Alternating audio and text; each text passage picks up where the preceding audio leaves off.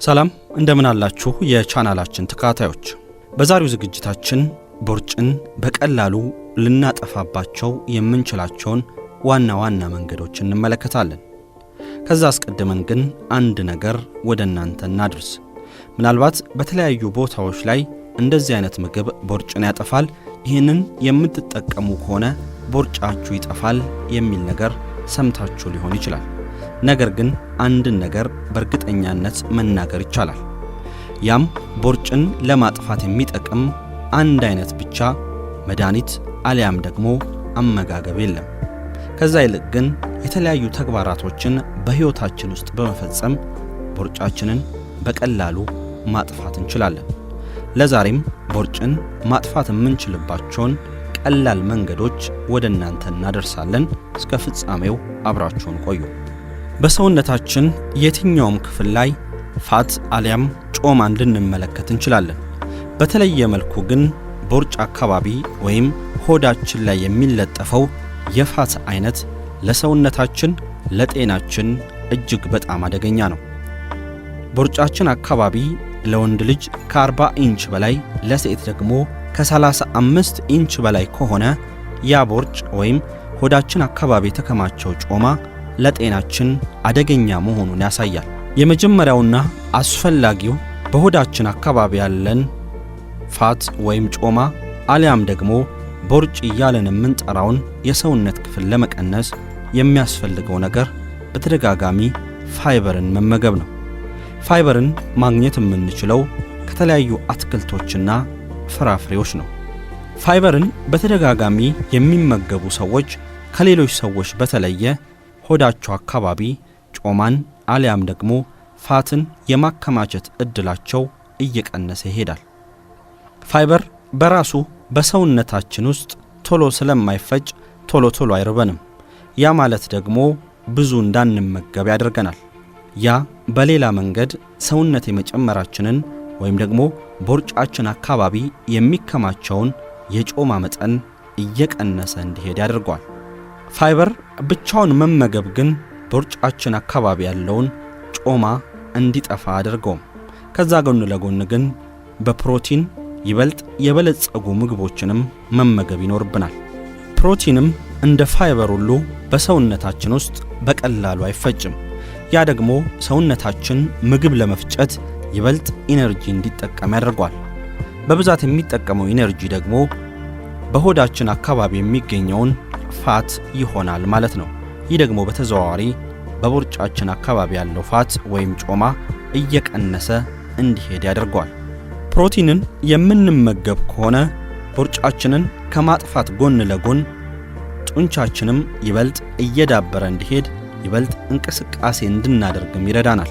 እንቁላል፣ ስጋ፣ አሳና ሌሎችም የእንስሳት ተዋጽኦችን በመጠቀም ከፍተኛ ፕሮቲንን ማግኘት እንችላለን።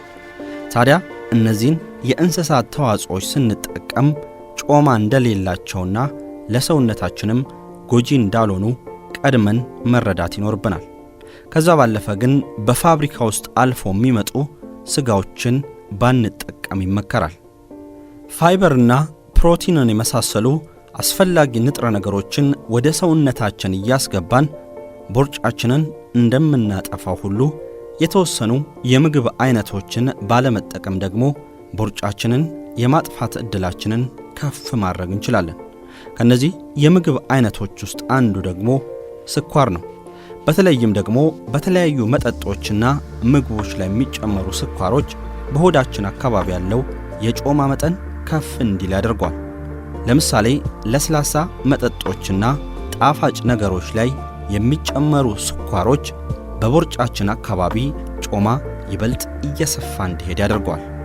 ከስኳር ጎን ለጎን ግን የአልኮል አጠቃቀማችንንም መመልከት ይኖርብናል። አብዛኛው አልኮል ወደ ሰውነታችን ሲገባ በከፍተኛ ሁኔታ የጮማ መጠናችንን ከፍ ያደርገዋል። በተለይም ሆዳችን አካባቢ ያለው ቦርጭ ይበልጥ ከፍ እያለ እንዲሄድ ያደርገዋል። ስለዚህ የአልኮል አጠቃቀማችንንም መመልከት ይኖርብናል። በእርግጥ የተወሰነ አልኮልን በተወሰነ ጊዜ ውስጥ መጠጣት ለሰውነታችን ጎጂ ላይሆን ይችላል። ነገር ግን ደግሞ ቦርጭን መቀነስ ዋነኛ ዓላማችን ከሆነ አልኮልን ሙሉ ለሙሉ ማቋረጥ ይኖርብናል። መመገብ ከምናቆማቸው እንዲሁም ይበልጥ መመገብ ካሉብን ምግቦች ጎን ለጎን ግን የተለያዩ የህይወት ዘይቤዎችም ቦርጭ በሆዳችን አካባቢ እየበዛ እንዲሄድ ሊያደርግ ይችላል። ታዲያ እነዚህን ነገሮች በማጥፋት በሆዳችን አካባቢ ያለውን ጮማ ወይም ቦርጭ መቆጣጠር ይኖርብናል። ከነዚህ ውስጥ አንዱ ደግሞ ጭንቀት ነው። ሰውነታችን በሚጨነቅበት ሰዓት የተለያዩ ሆርሞኖች ወደ ሰውነታችን ይለቀቃሉ። ከነዚህ ሆርሞኖች ውስጥ አንዱ ደግሞ ኮርቲሶል ይባላል። ይህ ሆርሞን ታዲያ ወደ ሰውነታችን በሚለቀቅበት ሰዓት በሆዳችን አካባቢ ያለውን የቦርጭ መጠን ወይም የጮማ መጠን ከፍ እያደረገው ይሄዳል።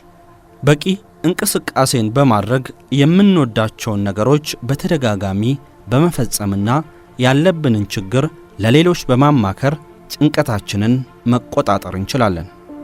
ስፖርት መስራትም ቢሆን በሆዳችን አካባቢ ያለውን ቦርጭ እንዲጠፋ ዋነኛው ምክንያት ነው። ይህ ሲባል ግን አብዛኛው ሰው ሆዱ ላይ ብቻ በማተኮር ሲታፕን የመሳሰሉ ስፖርታዊ እንቅስቃሴዎችን ይሰራል። ነገር ግን ሆዳችን አካባቢ ያለውን ቦርጭ ማጥፋት የምንፈልግ ከሆነ ሙሉ ሰውነታችን እንቅስቃሴ ማድረግ ይኖርበታል። ለዚህ ደግሞ የተለያዩ የኤሮቢክ እንቅስቃሴዎችን ማድረግ ሊኖርብን ይችላል። ለረጅም ሰዓት ወክ ማድረግ፣ ፈጠን እያልን መጓዝ፣ ከዛ ባለፈም ደግሞ ሩጫን የመሳሰሉ ስፖርታዊ እንቅስቃሴዎችን የምናደርግ ከሆነ በሆዳችን አካባቢ የተከማቸው ጮማ በቀላሉ እየተቃጠለ ይሄዳል። እንቅስቃሴን የምናደርግ ከሆነ ሰውነታችን ይበልጥ ጡንቻን እየገነባ ይሄዳል። በሰውነታችን ውስጥ ያለው የጡንቻ መጠን ከፍ ሲል ደግሞ የሰውነት የምግብ መፍጨት አቅማችንም የዛኑ ያክል እየጨመረ ይሄዳል። ያ ደግሞ በሰውነታችን ውስጥ ያለውን ጮማ በቀላሉ እንድናቃጥል የሚያደርገን ጉዳይ ነው። ቦርጫችንን ለማጥፋት ሁላችንም የምናደርገው እንቅስቃሴ ሊለያይ ይችላል።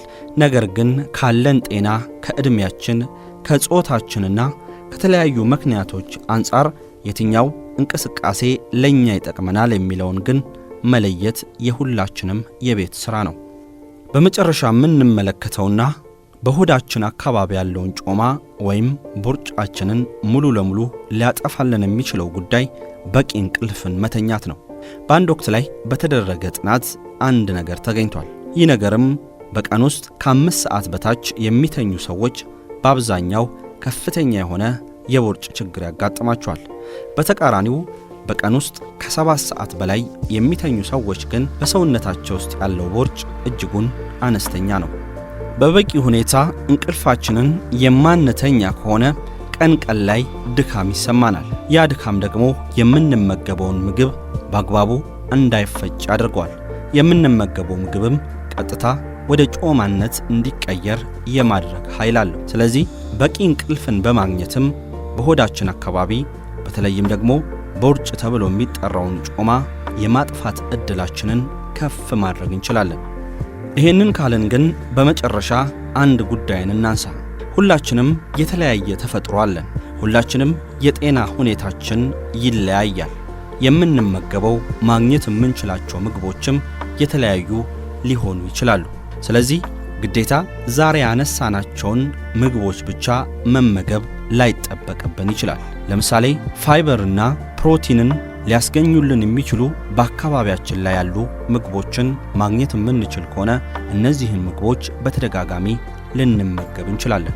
እንቅስቃሴያችንም ከአንድ ሰው ወደ ሌላ ሰው የተለያየ ሊሆን ይችላል። አንዳንዶቻችን የምንሰራው እንቅስቃሴ በራሱ ብዙ ጉልበትን የሚፈልግ ሊሆን ይችላል። የሌሎቻችን ደግሞ ቁጭ ብለን የምናሳልፍበት እድል ሊኖረን ይችላል።